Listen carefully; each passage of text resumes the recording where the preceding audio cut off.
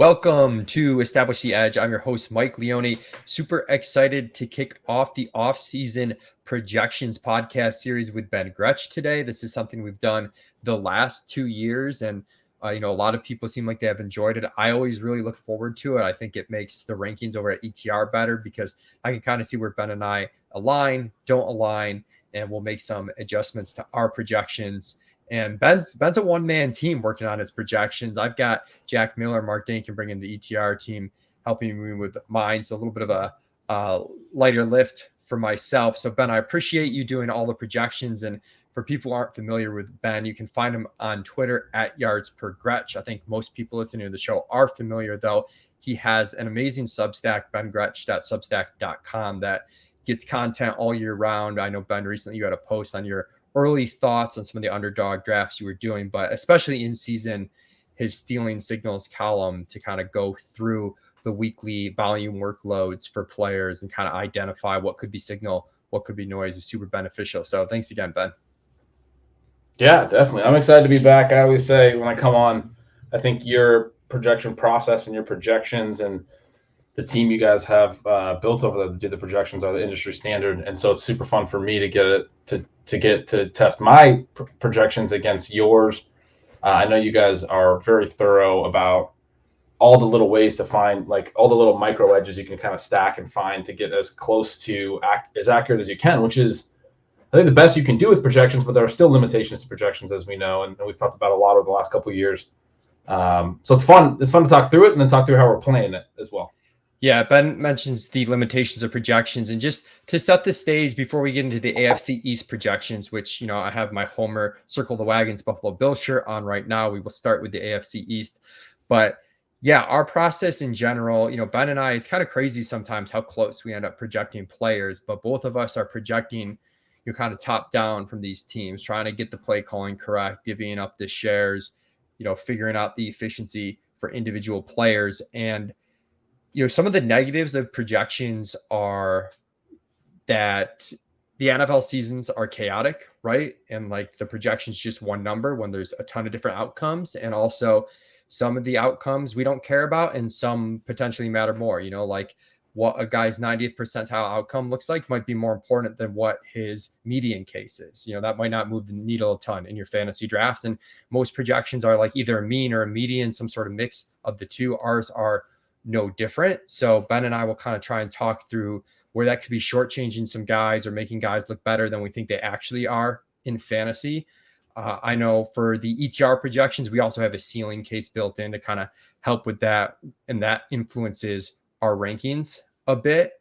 And also the projectable volume thing, that's kind of a phrase that gets thrown a lot, but basically sometimes you see people who are doing projections have too much confidence in players that just had the volume the year before, because we can feel good kind of checking that box, putting that carry share in from year one. But there are certain types of players that, at the running back position in particular, they might lose that volume over the course of the season if they aren't particularly talented, or that volume could be a false signal if that offense is going to be terrible. So that's something that we're trying to either incorporate into our projections or just kind of flag on this show as like, hey, be careful here. You don't want to draft like exactly from these base projections.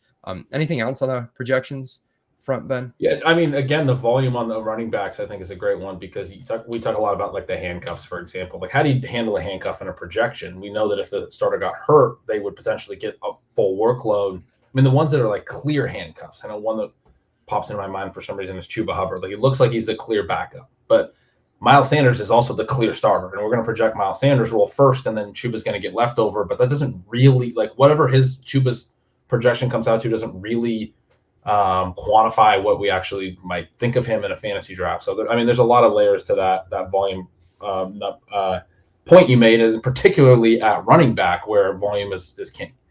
Yeah, what we're trying to look like too, use the Chuba example. Like if Miles Sanders goes down, like what's Ben and I's confidence that Chuba or whatever backup it is actually going to assume this workload, or like what their ability to handle it is, and that's going to influence. Not every backup running back's worth a late round pick, and some of them are worth like earlier than a late round pick. And we're going to try and distinguish between those things. And the play calling stuff is like always something for me that I just love digging into the play calling. And I remember like looking at Atlanta last year, could kind of see some issues with them potentially. And we're starting with the AFC East. All our play calling similar. There's really not anything that's exciting, but we're kind of trying to give you like, hey, these are the directions it could go. Like we can only project one number, but there's some fun teams like where we've seen coordinator coaching changes when we get into like the Baltimore Ravens, for example, where it'll be a little bit more guesswork and a little bit more fun looking at that play calling. But yeah, diving into the AFC East, starting with my Buffalo Bills, Ben and I are really in line with the play calling. And some of this stuff that's really close to past years, won't spend a ton of time on because it's clear. And the Bills play calling is one of them. We both expect them around 65 offensive attempts, plays per game. But I don't remember. Do we have we have attempts in here or raw plays?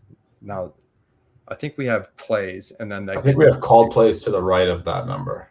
Okay, that's what it is. Okay, so yes, these are actual.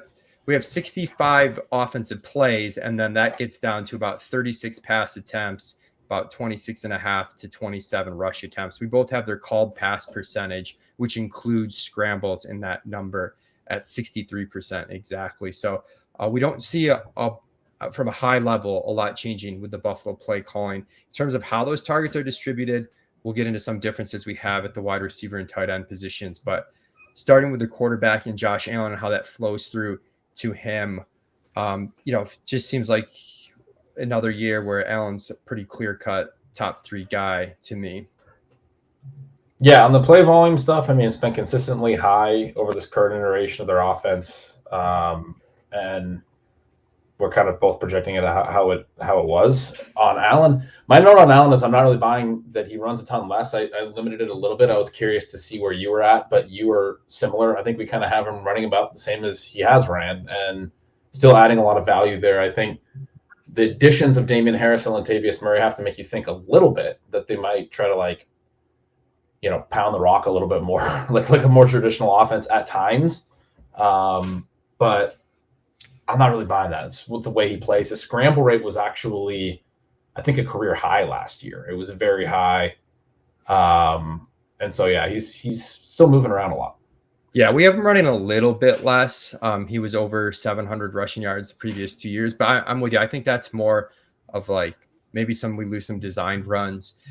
With Buffalo, I'm always like weary that Sean McDermott wants to be more old school than he has been, especially with Dable gone. But, I guess until he shows me otherwise, I'm going to sort of trust him.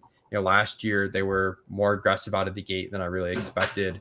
So, yeah, that's good news for Allen. I think he's still top 3 at the position. And that scramble rate, I just want to say is highest since his rookie year. He was really high in scrambling his rookie year. But yeah, I was surprised last year he still scrambled at a high rate. So yeah, I think we're in line with that. At running back, we have very similar projections on James Cook. Have him about 130 rush attempts, around 50 targets, finding the end zone around 6 times. That puts him at about just shy of 150 half PPR points over the course of the season.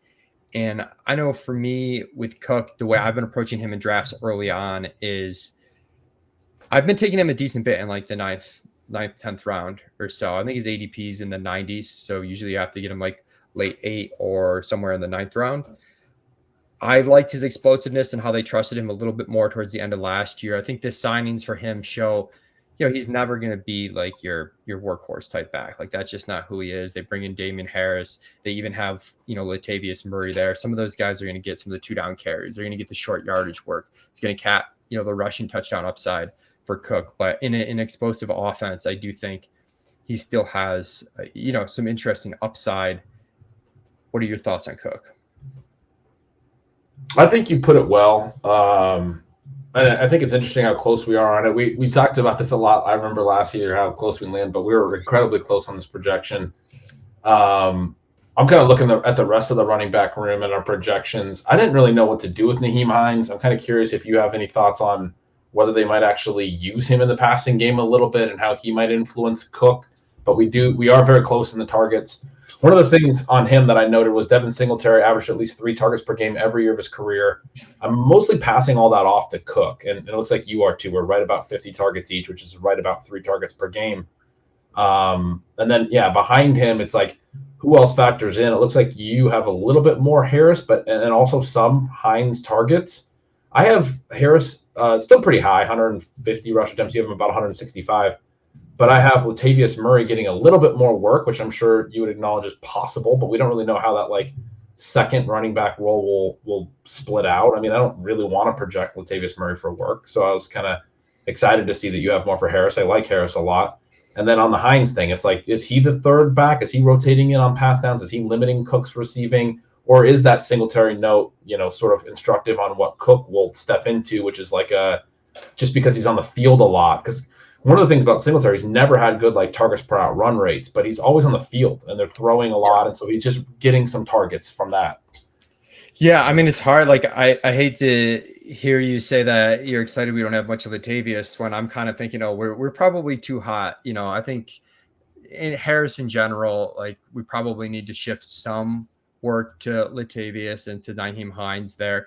I don't see Hines like ever playing like a real big role where he's going to be fantasy relevant, barring some injuries. But I think even with an injury, it wouldn't be a super exciting role. What's difficult is like on game day, only 3 of these guys are probably going to be active, Right. And Latavius is probably the guy that's cut outs. But I think over the course of the season, we might be under projecting, the probabilities of him cracking the lineup, or just like due to injuries or something. Yeah. It's like the Ronald Jones thing with the Chiefs last year is what it reminds of. Like he could be inactive all year as the 4th guy, but the whole year he might actually be somewhat relevant to be stashing off the waiver wire stuff. If Harris's role is strong, because you're like, okay, well, if Harris goes down, Murray's probably stepping into that role straight off inactive to like maybe 10 to 15 carries in a really good offense with goal line work or something. And that could be viable.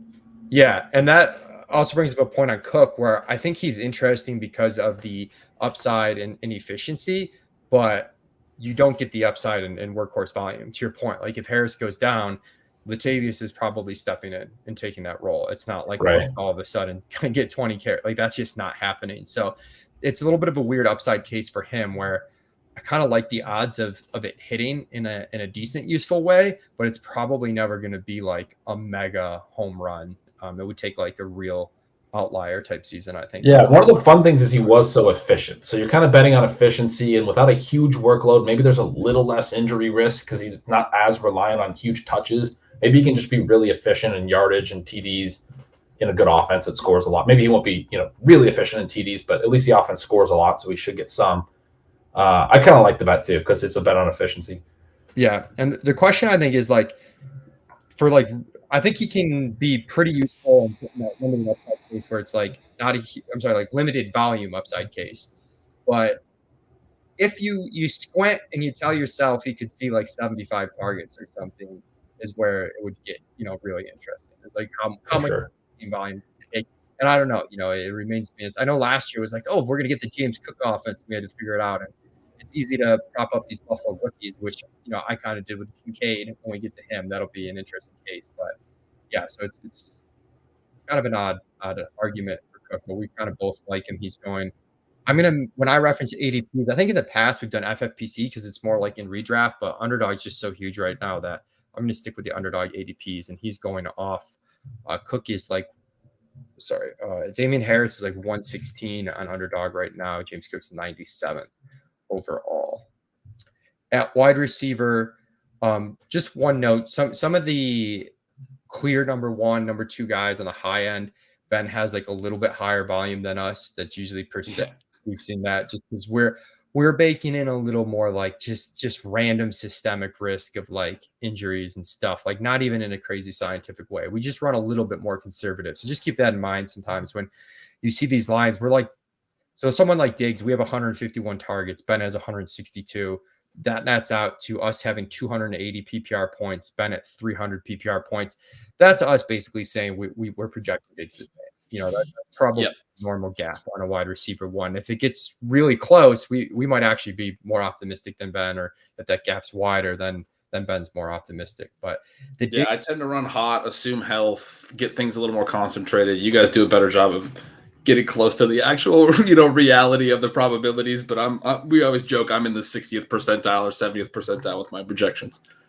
But yeah, and it gets back though to like the usefulness of the number, where some of this stuff to me is like, as long as you're treating players like relatively the same, like that's kind of almost most important, especially if you're getting rankings from this, than it is getting at like the exact number.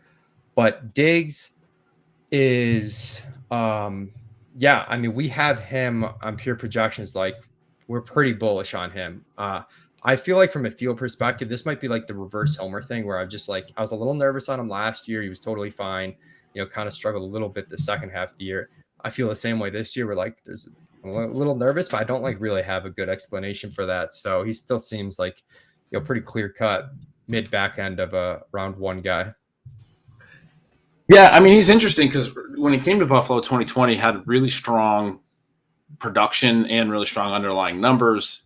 Fell off a little bit in 2021. You look at like his yards per route run, targets per route run, like both the targets per route run and the yards per target, which are the two elements of yards per route run, had fallen off from 2020 to 2021. And then they both jumped back up in 2022, closer to 2020 levels. So we have like two really good seasons sandwiched by one where it kind of fell off. I think that might be part of why maybe it's the homerism, but also like I'm feeling that too. Like you take the 3 years together and it feels like there's not a lot of meat on the bone for him to get even better than 2022. And a lot of times guys are going to be, valued right where they finished the year prior. And there's probably more concern about him falling back a little bit to, a 3-year average that includes that down 2021 season. I don't think it's like a major risk, and I'm not like out on him at all. Like he's been really, really good. And he's in a great offense, and I'm excited to draft him when I get an opportunity. But yeah, I mean, it's been a little bit up and down when you look at that. Yeah, a lot of it was the catch rate. First year with Buffalo, 77% catch rate. Second year, 63%. And then he was smack dab in the middle last year at 70%. And that explains a lot of it. Has, the touchdowns have really been there with Buffalo, which is a good sign. He is entering like his age 30 season, which isn't for a receiver his quality and his type isn't like quite room for concern yet, but it is getting towards the tail end of the peak years. And really the question is kind of like, I don't know, you're looking at guys like Travis Kelce, Cooper Kupp, Devontae Adams, Bijan Robinson, like AJ Brown, like that's sort of like the cluster where Diggs is going, where, I'm not really arguing against Diggs, but it's also like hard to argue with any of those guys that you might take. Yeah. I think it's a weird spot in the first round this year, honestly, that like pick 6 to 10 range. I actually prefer the very end, or obviously top 5 would be preferred. Yeah, I'm similar. Gabe Davis as the wide receiver 2. I kind of want to double down on Gabe Davis this year. Quite frankly, I think it kind of depends on, let me back up, because we didn't talk about any Diggs like offseason stuff. Like there's been a little bit of drama with Buffalo. I don't think that's a cause for concern, but just noting that that's out there. And then also, as far as rumors go, Buffalo has been linked to DeAndre Hopkins, and how, what your odds of that happening and like how that might affect things. I think that'd be pretty bad for Gabe Davis. I don't know if we change a whole bunch for Diggs. I feel like, Diggs would kind of still get his. But I'd be more concerned about Gabe Davis. Gabe Davis is the guy that's out there running all the routes and has big playability, but he's not a good targets per route run guy. So I think what we saw last year was kind of optimism for the targets per route run in terms of how the market and myself was treating him when he was became like a 4th round pick type guy.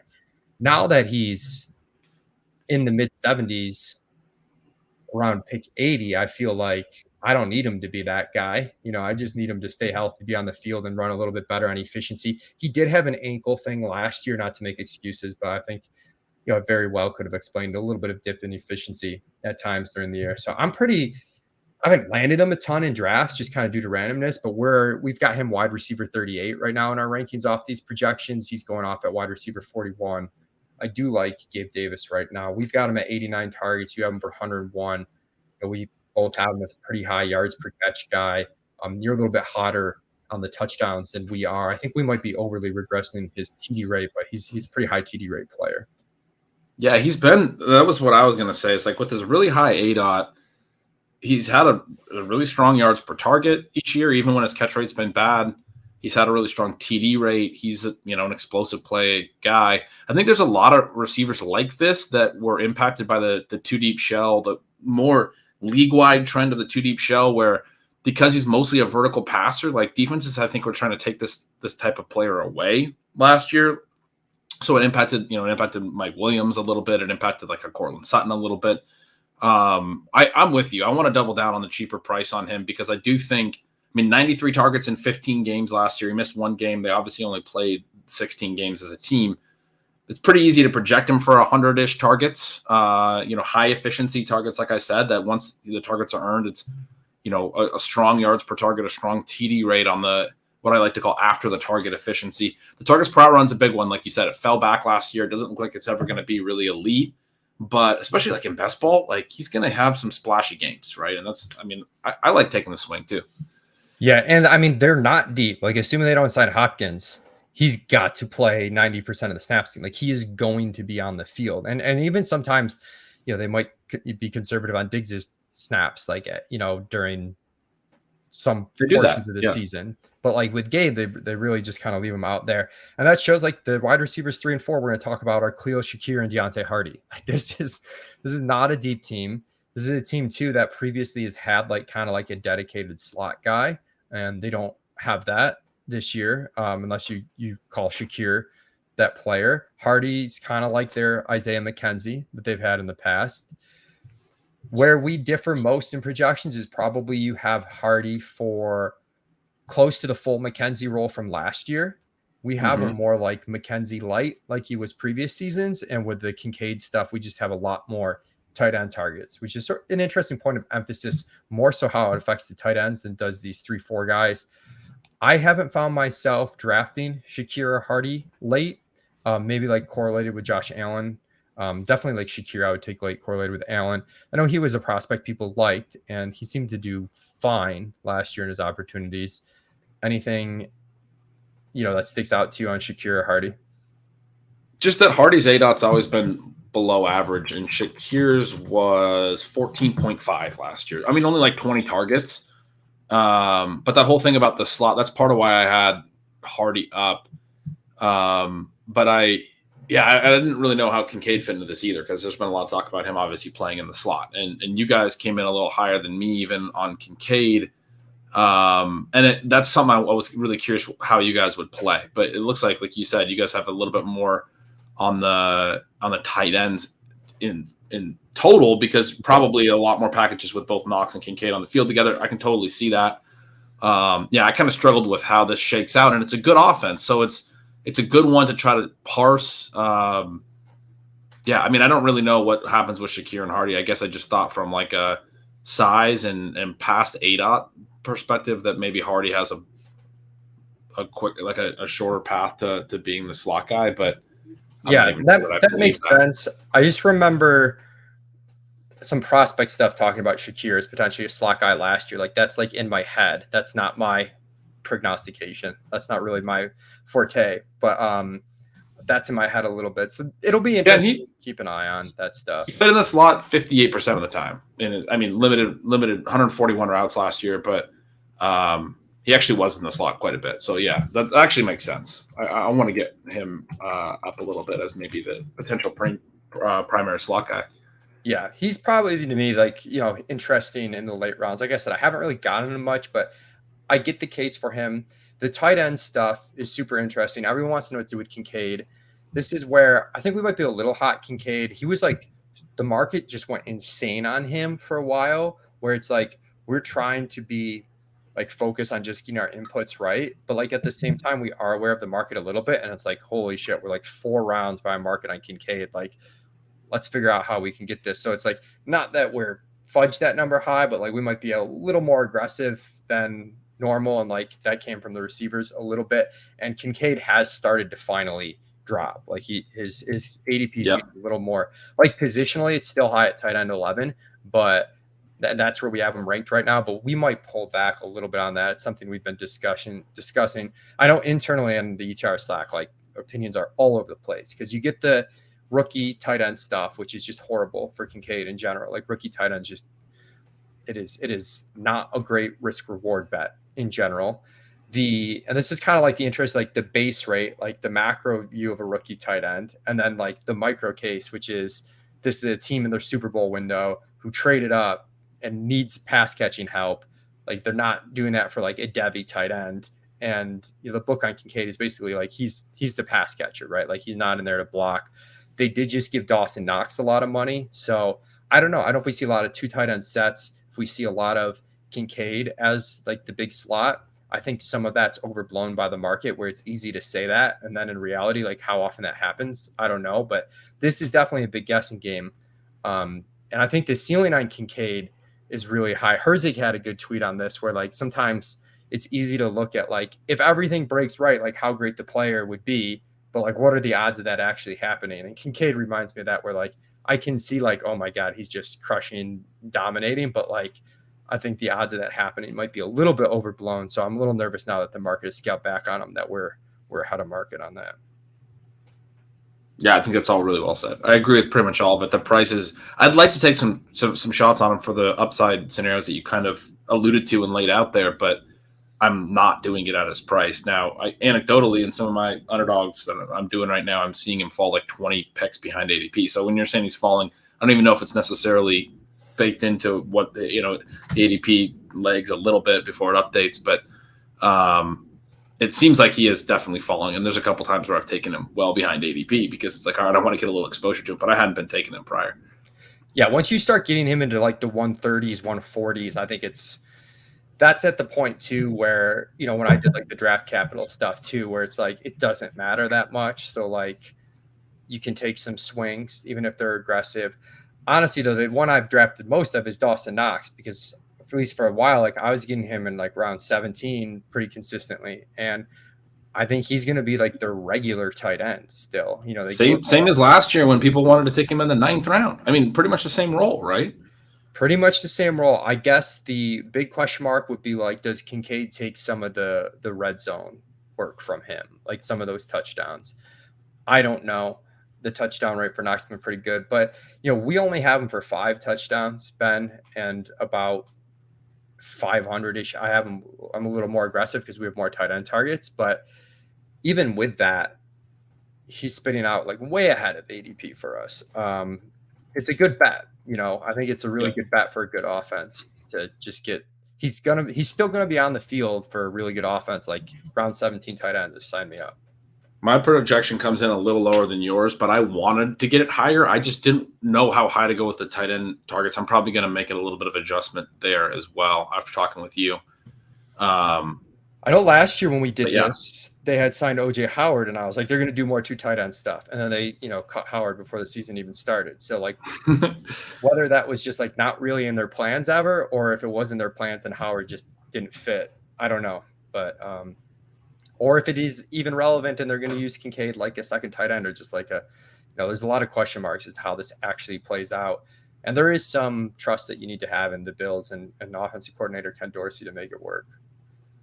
Yeah, I mean, it'll be interesting to see how it plays out. If it's like Knox, Kincaid, Shakir, maybe all sort of as like co-third weapons, and Gabe Davis is a legit like second weapon, maybe they don't all pay off. But right now, like that group looks like they're too cheap. Agreed. Let's go over to New England. We each have them around 62 pass plays per game. I'm at a 60% called pass rate. You have 59%. So, pretty close. We're splitting hairs at that point.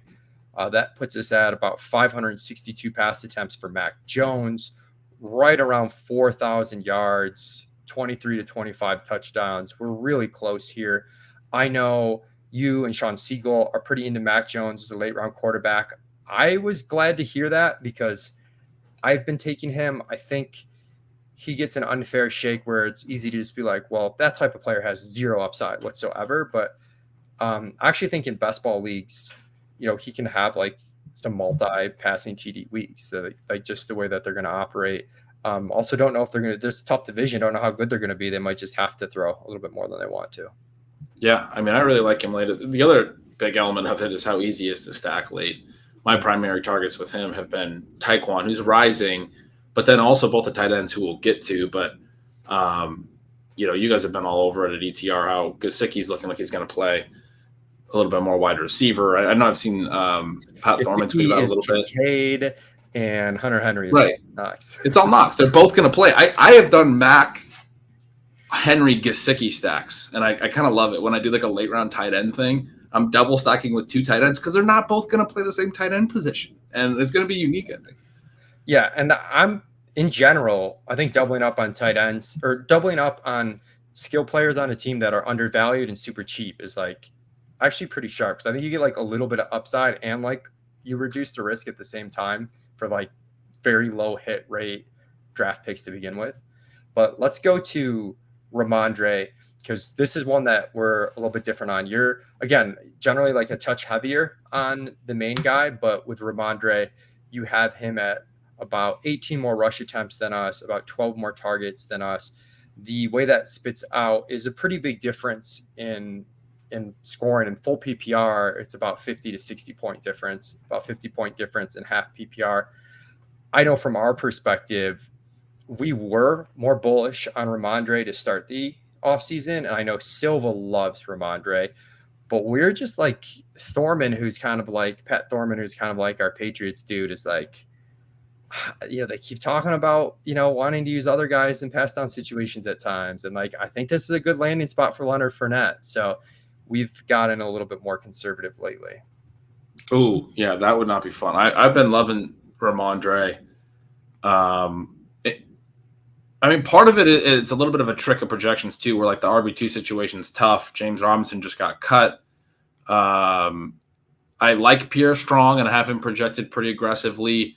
I was in on Ty Montgomery last year. I'm not really as in on him this year. I think it's tough, although I have a stronger projection on him than you guys too. I think I just have a more bullish view of the running back situation here, but you guys might be setting some aside for a free agent.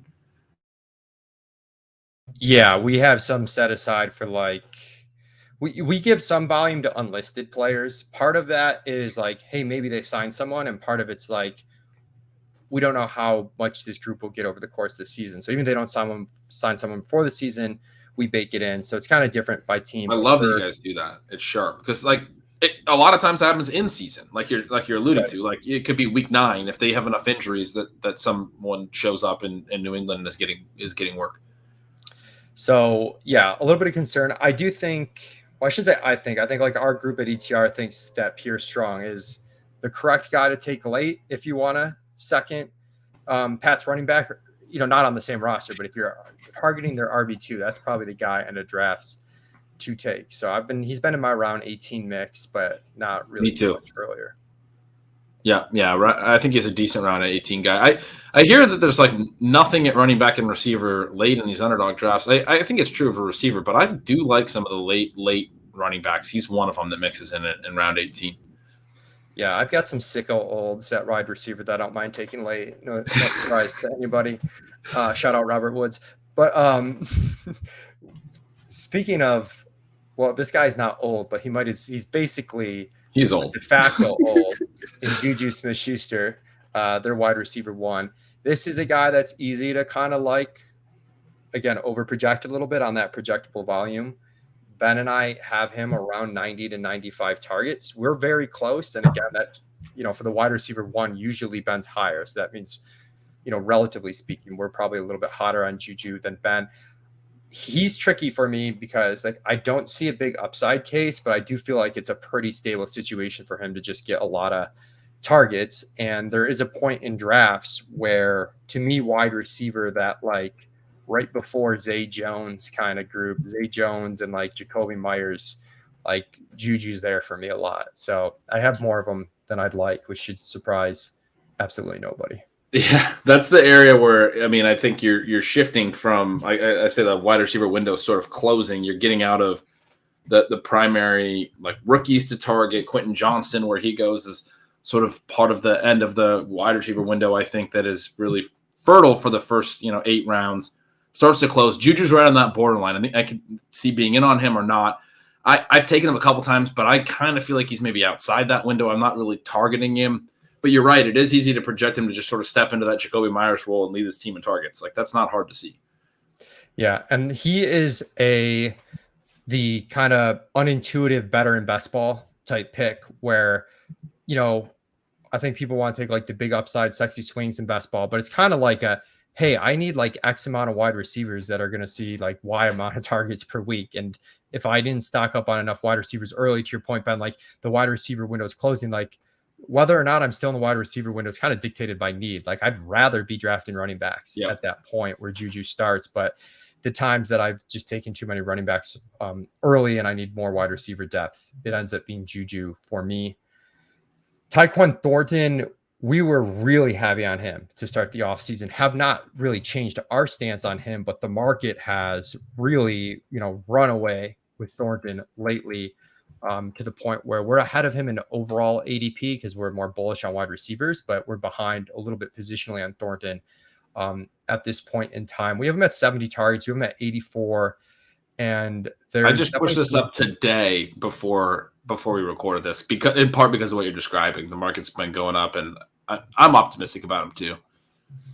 Yeah, and it's a tough projection because I see the room for optimism, but they have like spread out kind of these targets overall. So it'll be interesting to see. I think we're not at a point where we're out on him, but we're just kind of like break even with the market on him right now. Yeah, I mean, since I'm not super in on Juju, if there is a receiver here that I do want to target, the way that I look at it is if there's one that's a star, I think it's probably him. If they use him really creatively, he's got the athleticism, the speed. He's not going to be the next Tyreek Hill, but he's that fast, right? So if they're trying to do creative things with him, use him around the line of scrimmage, get him a lot of volume, get him a lot of touches in space. That was sort of the talk last year, and it didn't really work out. And when guys don't have great rookie years, usually it's a fool's errand to chase them in year two and just hope that, it's going to work out in year two. But there are certain players in certain situations where I'm willing to make that bet still. And this is one where you look last year, you say, hey, they had Matt Patricia calling plays. It wasn't the best designed offense. Maybe with Bill O'Brien there this year, things will be a little bit better set up and they'll be able to execute that plan. But I'm with you. I mean, there's a lot of names in this receiving room. Devontae Parker, Kendrick Bourne. Like, I don't know who's going to get all the routes or who's, what's going to happen really, frankly, at all, or if the volume's even going to be there. We're projecting a little bit of a bump up. But if there is someone who really separates, that's part of why I'm willing to chase up Thornton a little bit. I think it probably is him. Yeah. And last year, for context, they were pretty healthy at wide receiver, had 5 wide receivers that played 13 games or more. And they basically had Jacoby Myers at 21%, and then the other 4 guys at 9 to 11%. Which, talent is going to dictate that. If Thornton's good, he's going to separate himself from that bunch. If he's not, he could get stuck middle in there. And you see the comps where we're projecting the offense to be pretty similar to last year. Where Juju is Jacoby Myers, and then you've got these guys, Jacoby Myers light kind of. But yeah, I don't really have any interest in Parker, Bourne. Parker maybe 18th round best ball, but I don't see any redraft upside, managed league upside whatsoever there. We are both, I think, pretty bullish on the tight ends here. To me, I don't understand why they go so late. We're talking about Hunter Henry and Mike Gesicki. And again, the Buffalo comp is kind of like Gesicki is your Dalton Kincaid, going to play more like a wide receiver than an actual tight end. Hunter Henry is the base tight end who is going to be on the field. Gesicki is more fun, more efficiency upside, I think. You actually do have Henry, though, with a bit more production on the same amount of targets. It's funny. We both have the exact same number of targets for the 2 tight ends. Yeah. We have different numbers, but you guys and me were both I'm projecting Henry and Gesicki the same amount of volume. Yeah, and I think we actually too also have less fantasy point production for Gesicki than Henry on the same amount of targets, despite me saying Gesicki is the more exciting player. I think our upside case for Gesicki, where we do kind of ceiling projections, is a little higher than it is for Henry, so he spits out higher in our ranks. But Henry is free in these drafts. On DraftKings too, I take him a ton. I just like both these guys late. I think they're pretty. And this is the one thing with drafting early best ball leagues. You're drafting legitimate starting players who are going to see targets for, they're somewhere in the top 5 on the target tree for their team. It's hard to do that at wide receiver super late in the draft. Yeah, and I mean, I was just talking through the different receivers and mixing in for the Patriots, and one of the other elements of that is Gesicki, who last year, I mean, he was in the slot 51% of the time. He was inline 26% of the time. The year prior in Miami, inline only 7%, 13%, 17%. I'm working back year by year. I mean, his slot rates every year over 50%, over 60% for those 3 years from 2019 to 2021. This guy's basically a big slot wide receiver. At least that's the way Miami used him. And that's been the talk out of New England, is basically how they're going to use him as well. So I don't think they brought him in. I don't think Bill Belichick brought him in to be an inline blocking tight end. And that's what Hunter Henry has done and done successfully, and still run routes and was a solid tight end last year, a decent one for like a late round guy. But where do you have to get these guys? It's so late.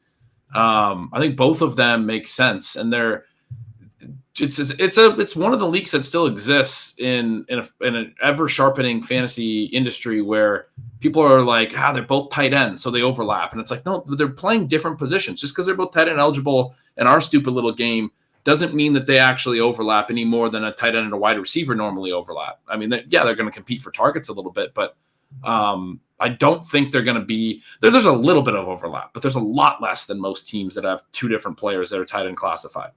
Yeah. And if Ben and I are wrong, rest in peace to all our late round Hunter Henry and Dawson Knox teams. Let's go to the Jets, who have another late round tight end that I think we're both targeting. So this is the opening podcast of tight ends that you should target in the 16th. In the 16th and later, because Knox, But the Jets, we have them each around 62.5-ish called offensive plays per game, around 60 to 61% pass rate. We're right on with the quarterback switch. I think this team stays on the field a bit more in terms of generating first downs, but Aaron Rodgers in Green Bay played at a dreadfully slow pace. How much of that's Rodgers and LaFleur? I don't know. We'll see, but I've seen some buzz out of Green Bay's camp that they're playing super fast right now. So I don't know. Regardless, I think this is a pretty good fit for Rodgers, where he's got pretty strong contingent of skill players. He's got a good defense. He's not going to have to drop back to pass a whole ton. And we could kind of see some seasons similar to the last few in Green Bay where, he gets there on efficiency rather than volume. And we've got him at 296 points in a standard league. You have him at 317. Biggest difference is we have 28 passing touchdowns. You have 32. I know you mentioned you might be a little hot there and bring that down some though, Ben. Yeah. So I was really interested in your take on this. I'm interested in what you just noted about them maybe playing fast, because we know that Rodgers has that long established kind of time to snap slowness where he likes to really run the play clock down, read stuff at the line of scrimmage. I made a note here that I would have otherwise projected this as run leaning based on the Jets' tendencies, defensive head coach, Rodgers' recent offenses, and also Breece Hall's talent. But I kind of pushed it a little bit more towards the pass, just thinking that there's maybe some like Brady and Tampa Bay potential here, where it's almost like stat padding, where Rodgers goes to a new team and he wants to kind of make his mark and make a point that he could do it in a different city as well.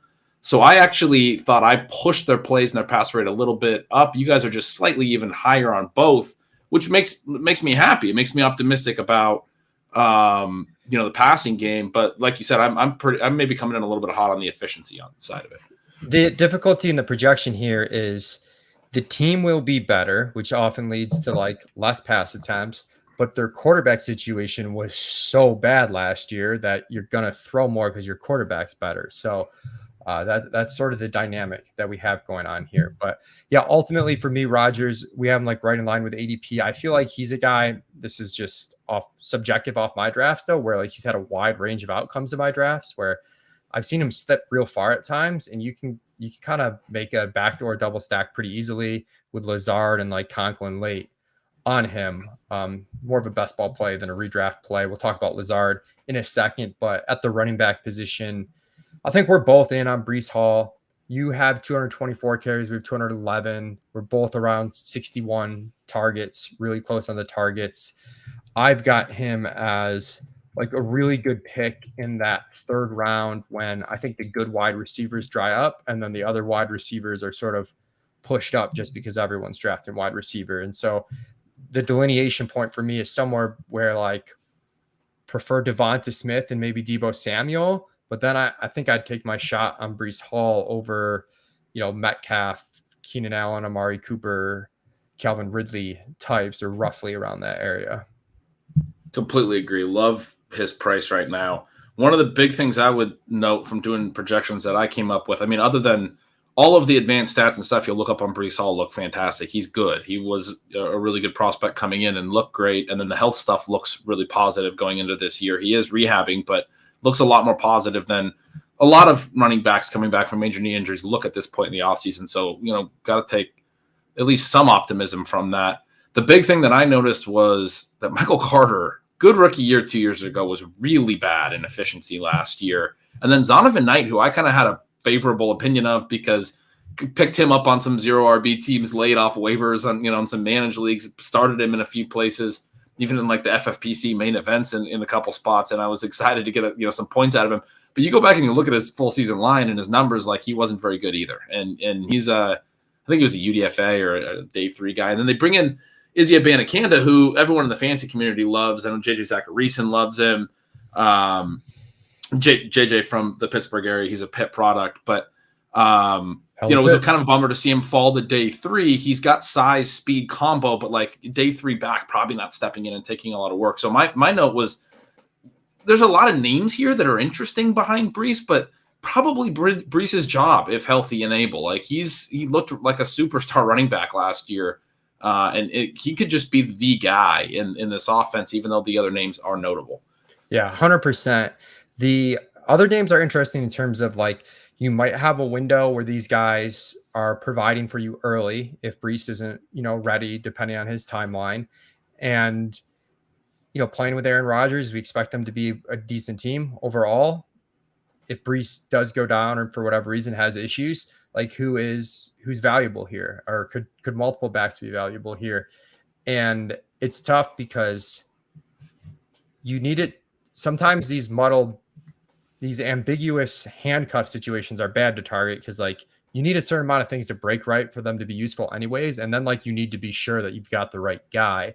I think I've taken like one Carter share, one Abanikanda. I think I like Izzy the best of the group, but a lot of that sometimes, like if I have Jet stuff, I'll take one of them late if I don't have Breece already.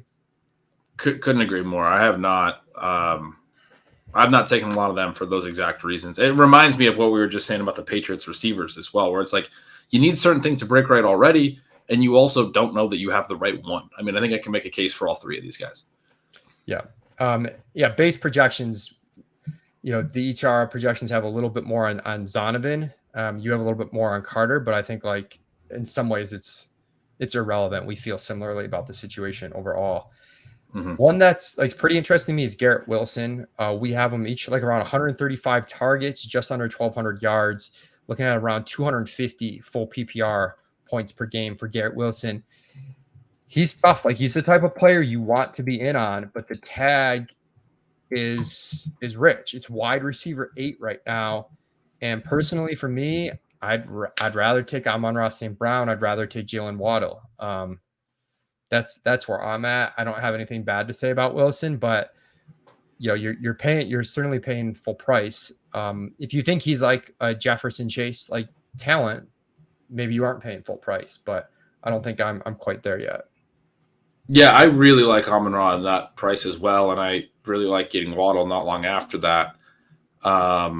So I hear you on that, and it's part of why I like picking like the 11, 12 spots because you can get these guys so reliably at the turn. And I mean, I've had drafts where I started Amon-Ra and Wilson over Devontae Adams even because I do really like the talent on both. I'm surprised that we talk about how I come in hot usually, and I really do like Garrett Wilson, but I'm not that much hotter than you guys on it. So right. You guys are up there, which I'm excited to see. I think the big thing is just look like he was really good in year 1. He hit the kind of benchmarks you want to see from a rookie. There's a lot of comparison between him and Olave, and some of Olave's numbers are better, but Garrett Wilson's numbers very strong from targets per route run to the yards per target, especially considering the quarterback play, to the overall yards per route run. Basically everything he did looked very, very strong. And then if you actually watched and saw how the quarterback play was impacting him, you're like, man, how did he put up a 1.85 yards per run at all? It should have been way lower. Yeah. Like, I mean, it was brutal what he was playing with. If he is the player that his profile looked coming out of college, and I think he looked as a rookie.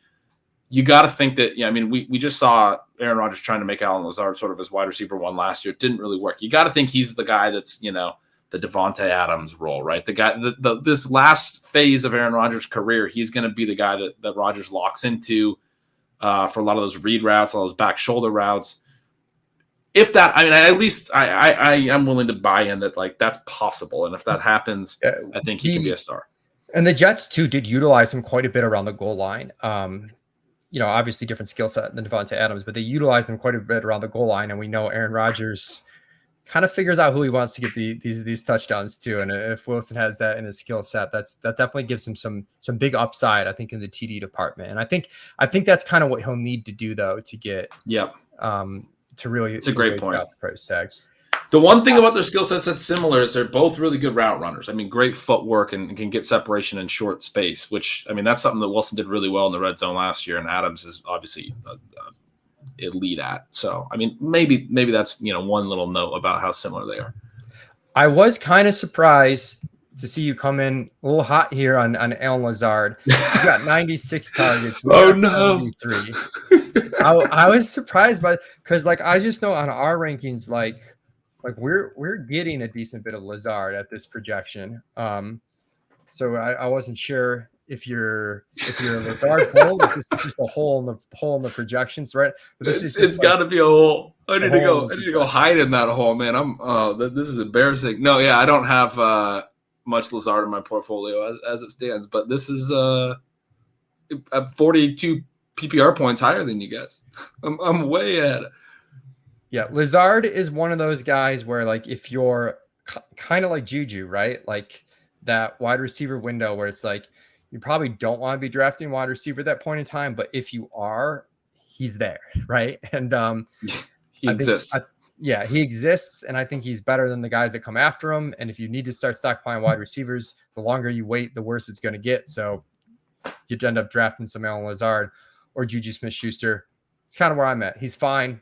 I'm not, I guess, actively avoiding him. I'm generally trying not to draft wide receiver at that point, but if I am drafting wide receiver at the point, I will take Lazard. And there are times too where, like, if I've been sniped on my stack already, that the way the ADPs line up, it's like, well, I can get Rodgers and Lazard here, and I can build out a stack. And that's more of a best ball take than, something that's probably going to happen in your managed league setting. The other thing too is, like, Corey Davis is like, I mean, the rumors are that, like, he's not going to be on the team, but so far he's still on the team, and that's always tough to project. So you guys are a little higher on Davis. I think part of the difference here is, like, I'm just really valuing the familiarity and bringing Lazard over and I'm lower on Hardman as well, it looks like. But yeah, I mean, Davis has been a pretty solid player over these last couple of years in New York, and obviously going back to Tennessee, he was solid. I mean, he's never really lived up to being the 5th overall pick, but he's a good wide receiver. He's a competent wide receiver. If he's there, like, he definitely, I can see why you guys have it projected how you do, where he's cutting into Lazard more in that number 2 role, and Hardman is as well. I mean, Hardman's going to have his role too. I think he's going to be that deep shot guy. We see Rodgers take some of those shots, and he kind of decides before the play. Sometimes he likes to do it like first play of the game, first play of the second half, or who's it? Justice Mosquito, I think it is. I think it's Mosquito. I'm sorry. I apologize for the name. I mean, it's summertime. The mosquitoes are out. I mean, yeah, God, that's messed up. But he has pointed out that Rodgers always takes a shot after certain defensive drives for the Packers. I think it was whenever they had, like, a long defensive drive where someone ran all over them for like a 10-play drive. Then Rodgers will come out and take a shot on the first play of the next drive. I've seen him point that on Twitter, and he, like, nails it every time. So there's, he loves to do those little shots. I think Hardman's going to be the guy that's going to get a lot of those this year, right? He's got the speed. It would make sense. So you have the role sort of certainty you would assume with Hardman, and I kind of have been interested in him really late as well. Yeah, I have too. Like, it's a big play guy late, and it's, especially, like, if you have a Rodgers team, it's super easy correlation. But even without a Rodgers team, he's one of those guys too that, like, I'm probably not making that bet in a managed league, but in best ball, where I'm like, still drafting receivers at that point. Like managed league, I'm probably done with wide receivers by then, honestly, or I'm taking some bet on a guy that has like legitimate volume upside. McCole Hardman does not have legitimate volume upside, but he could have like enough volume to run into some spike weeks if Rodgers is pretty efficient. Right. Corey Davis too, like, how old do you think Corey Davis is? He feels 28. old. 28. I mean, I actually think he's like a decent real late round guy too. Like even if he isn't with the Jets, like if he goes somewhere and right, like he's a that's solid kind of NFL what I was trying to say. He's been decent enough. It'll be interesting to see if he catches on somewhere else because I'm with you. He could be viable even in a different team. Yeah, and then continuing our love for AFC East late round tight ends, you've got Tyler Conklin at 98 half PPR points. We're at 81. But even where we're at, I think we're a little bit behind ADP, but like in terms of comfort level, when I'm there at the end of the draft and Conklin's there, I'm like, if it's I need a tight end that I don't want to take like a huge risk, I feel pretty good about taking Conklin late. I don't know if you feel the same, but he's in that mix. I do. Yeah. I definitely like throwing him onto any kind of, if you have a Rodgers, Garrett Wilson stack, like he's an easy second to add. There's a little uncertainty, I guess, with Uzama, and then they drafted Zach Kuntz, who's a very athletic tight end. They've got some names. Who's the other one? Ruckert that they drafted the year prior. But I think Conklin's probably the main guy, and Rodgers has had efficient tight ends before. You think back to like Robert Tonyan had like spike TD seasons, and go back to the Jermichael Finley days.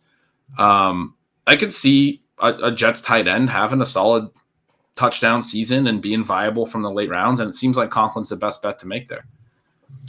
Cool. Let's go over to Miami. They're a little interesting from a play calling perspective because they were slow last year in pace. They didn't run a lot of plays.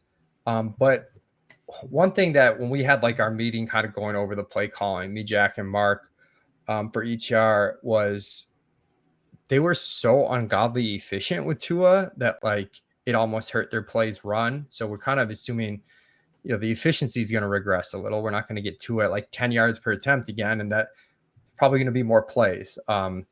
So we've got we each have them like right around 62 plays total, which might seem hot if you're just eyeballing what they did last year and assuming they play similarly. We have them like exact pass run split the same. So around 35 and a half pass attempts per game, just shy of 25 rush attempts per game. I think, despite my Bills homerism, I think Miami could just be really, really good this year. I think they could. Yeah, it's interesting with what you're saying. Like, so we both have them still a little bit below average in play volume, but we're both regressing it. I think from what you're saying and certainly how I feel, I think it's certainly possible they could be above average in play volume. It wouldn't be that surprising. Yeah, I don't really know what McDaniel's going to do. I know in terms of, let me see what I had in terms of like the time to snap stuff, because we've incorporated that a little bit, but I think they were pretty slow time to snap stuff. Yeah, so, they were surprisingly slower paced when Tua was active versus the games he missed. Like he kind of operates slow. Yeah, so I don't know like how big the upside is, but I think like part of it too is like you almost have to, by nature, you assume this regression in efficiency, right? So some of it's like, well, let's just, if they're crazy hyper efficient, maybe they don't run as many places we're projecting, but like the stats probably get there in the way of the efficiency. So it like cancels out a little bit, which, isn't maybe the most, I'm trying to think of the word, most first principles way of doing it, but we do get there in the end with Tua. We have him over 300 points in 4-point per passing touchdown leagues. You've got him at 4,800 yards. We're at 4,600. And again, it's tough to figure out where the efficiency is going to wind up, right? Because what was the actual YPA last year? I think it was over 9 for him, which is like, you're not going to project that. It was 8.9. It wasn't quite over, but he led the league in touchdown rate at 6.3% and yards per attempt at 8.9. And it's just difficult to know where to put those numbers. Yeah. I have his yards per attempt in my projection at 8.0, which is still high. I have his TD right down at 4.9. I don't think I usually project many quarterbacks over 5. But yeah, those numbers were lofty last year. And when I'm moving it down, I'm not trying to give him a bad projection, and I might actually have to bump that TD rate up. It's interesting because the TD rate for Hill and Waddle, I mean, I'm still kind of above average for those guys. There is a question to be asked about, this is a very concentrated offense. I wrote a little bit in my Substack this offseason about some of these RPO offenses and how that's led to some concentration, Philly similar, et cetera. But it's not just going to be Hill and Waddle. And last year it was Gesicki was the main third guy, but he was kind of playing a wide receiver role. Is that going to be, the artist formerly known as Robbie Anderson, now Chosen Anderson? Is it going to be Cedric Wilson, who wasn't healthy in his first year with the team? They brought in Braxton Berrios. They have Durham Smythe as their new tight end. I don't know who else might actually factor in, but Gesicki had a solid touchdown rate as well. And so, one of those guys could peak a little bit on the TDs is sort of what I'm thinking. It's tough with Hill and Waddle to have their TD rates massive in part just because they're getting so many targets. And so when you're talking about it as a rate of percentage of targets, Gesicki had a really high TD rate in part because, he didn't have a massive number of targets, but he still caught a solid number of TDs. I don't have it right in front of me, but is there going to be a third guy in this offense that catches 6 or 8 touchdowns that's somewhat notable?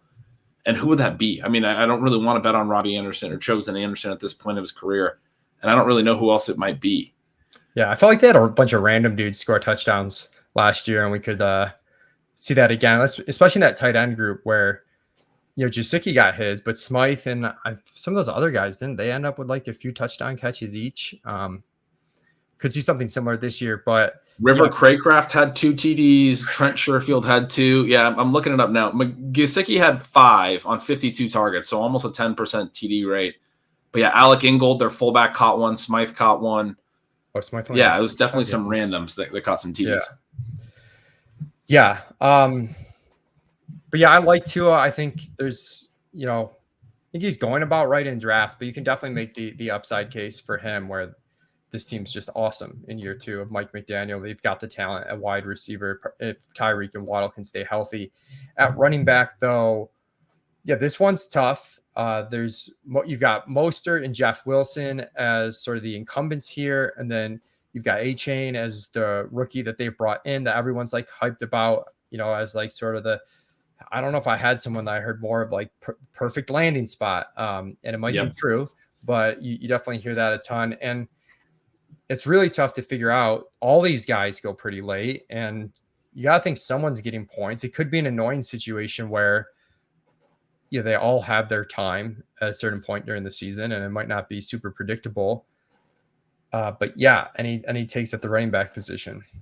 I was worried I'd be super light on A-Chain. You look at ADP, he is going a little bit higher. He's going in the Penny, Damian Harris range, or that round 10 range. Mostert and Wilson definitely going a few rounds later than that. I have both of those guys seeing a little bit more work than A-Chain over the course of the year. I like A-Chain.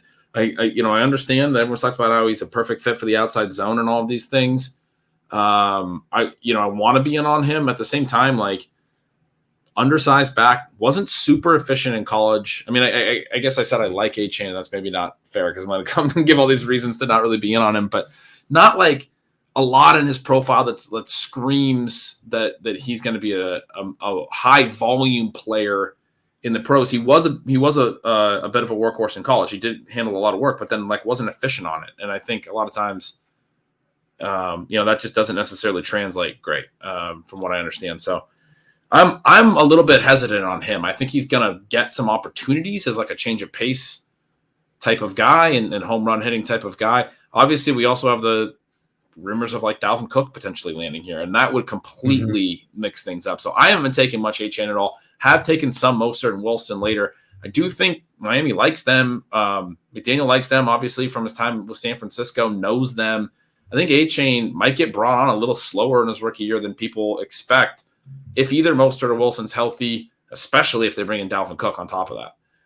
Yeah, I think that's pretty well said, where I'm always a little bit hesitant on the rookie that's the perfect fit, because it seems like we double, triple count that as the market where we just really want it to happen.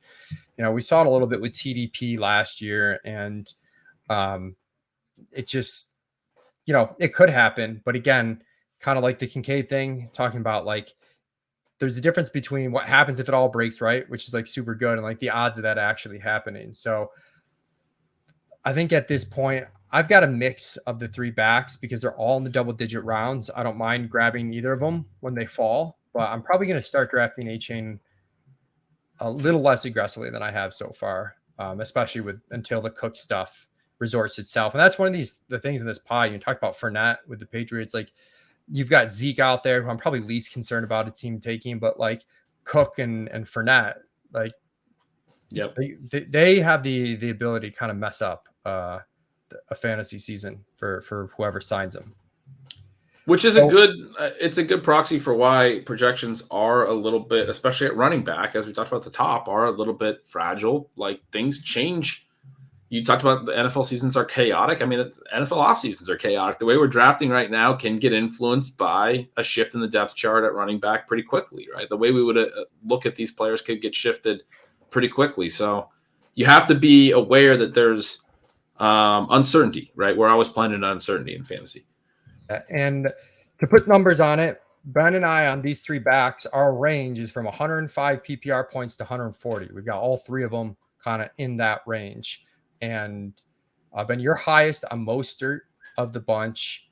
We're highest on A-Chain. And again, we might maybe like overcorrected for like the crazy rookie hype we saw on the market that since cooled down, where we're like, didn't want to be that far off ADP. And now it's like, okay, for being more realistic, especially with the Cook news out there, probably going to lower him down a little bit.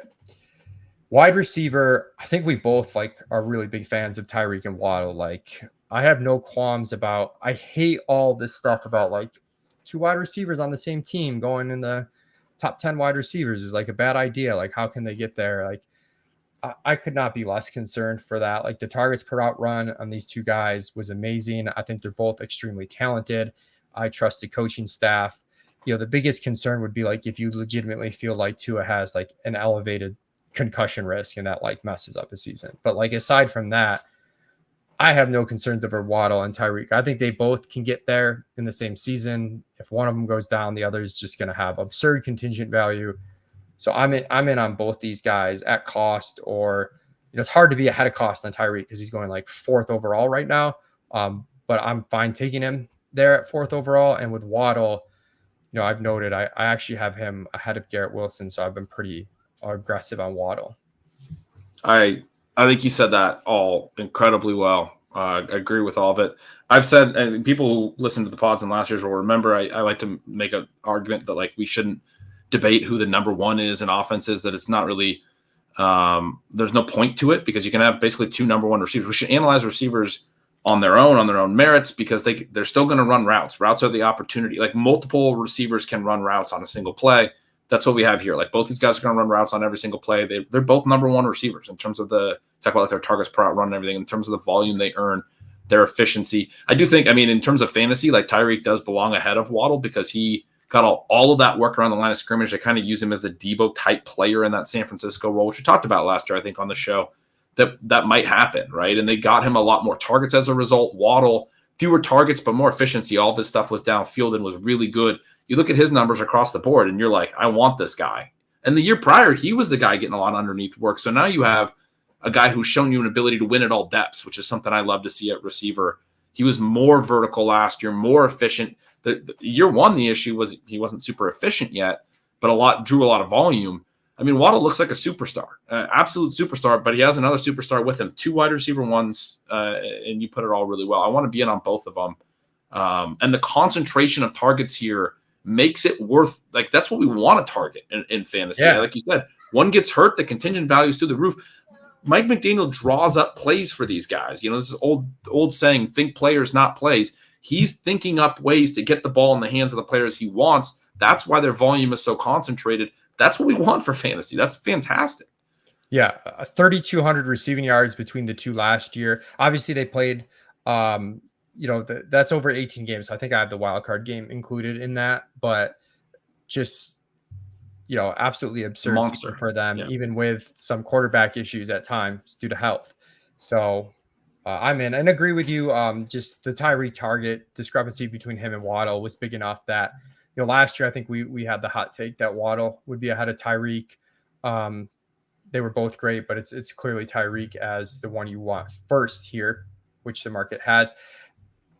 The round 18 wide receiver I've been drafting generally only if it's like correlated with Miami stuff is Chosen Anderson, just because of the downfield ability. I don't have a strong take there. It's like, hey, it's round 18. I need a receiver. I have it to a stack. Like, this guy can make big plays. Like that's the extent of it. You and I, we both have Cedric Wilson and Chosen Anderson right around 30 targets. You have a bit more shifted to Cedric. We have a little bit more shifted to Chosen, but it's really, a lot of guesswork on our end. Yeah, I mentioned a little bit earlier, but I don't know what to do with those receivers. The one guy that's kind of fun, shout out our buddy Pat Carrain. He's been talking about Durham Smythe for like 3 years for some reason. I'm not quite sure why, but I've projected Durham Smythe reasonably aggressively because I do think if he takes the main tight end role, I mean, there's probably not going to be a ton of tight end targets in this offense. There really wasn't a ton of true tight end targets last year. Again, remember Gesicki was in the slot a lot. They throw to their fullback, Alec Ingold, a little bit. But, yeah, I mean, Smythe is completely free. I'm not even really drafting him that much. I don't know if I've really drafted him much at all on Underdog, but he's another potential late round target at tight end from the AFC East. It is the late round tight end show. It wouldn't be that surprising if he caught 5 or 6 touchdowns is what I'm kind of getting at. Yeah, I think that would only be a stack thing for me, whereas the other guys I legitimately like kind of regardless. But to your point, like it's hard to divvy up. I think they have Tyler Kroft because we double checked this because we had a big discrepancy. Ben's a little higher on us than Smythe. And I kind of came a little bit closer to him, but not quite to his level. But I think like 40 targets is pretty reasonable for Smythe, somewhere around there, which, it's tough to be too fantasy valuable. But again, with the correlation, if he spikes in touchdowns, is going to be fine late in best ball. And maybe there's more there. I don't know. There really is no like third clear target guy on this offense right now, which is, there's room for someone to be like, even Sherfield had it felt like he had his moments. I don't have a whole lot to add there, but yeah, that's well said. I'm with you. He should only be a stack. Like the other tight ends that we talked about are like legit late round targets. That's episode 1. We are going to record the NFC East tonight as well. So you should have both these podcasts early the week of July 19th. So, but make sure to give us feedback on both of them, or June 19th. Make sure we're doing this early this year. Yeah. A little bit early. But yeah, let us hear the feedback. We're trying to balance giving you guys the numbers when we think they're relevant, but like not getting too bogged down in the specific projections when it's like kind of clear cut and there's not a whole lot to add. So if you'd like to get us more in the details, let us know. Less in the details, let us know. We'll try to adjust, but these first 2 podcasts should be out. Really appreciate everyone listening. Again, check out Ben at Yards Per Gretch on Twitter, bengretch.substack.com. You can find all of my stuff over on Establish the Run, and we will continue to go division by division until we get all 8 divisions done. Thanks for listening, everybody.